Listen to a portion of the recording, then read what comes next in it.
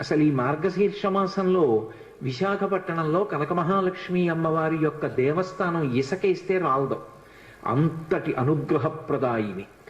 ఆ తల్లి పాదముల దగ్గరికి వెళ్ళి నమస్కరించాలి తప్ప ఆవిడ అనుగ్రహించలేనటువంటి విషయం లేదు.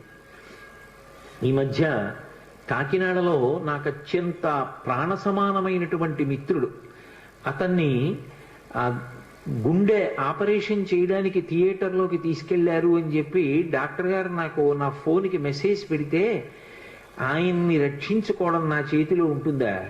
ఆ పరదేవత రక్షించాలి. పసుపు నీళ్లతో కనకమహాలక్ష్మి అమ్మవారికి అభిషేకం చేశా ఆ సమయంలో. తిరిగి వచ్చాను, శుభవార్త విన్నాను. ఆ తల్లి గొప్ప అనుగ్రహప్రదాయిని. ఆ తల్లి ఏమివ్వలేదు, ఏదైనా ఇస్తుంది.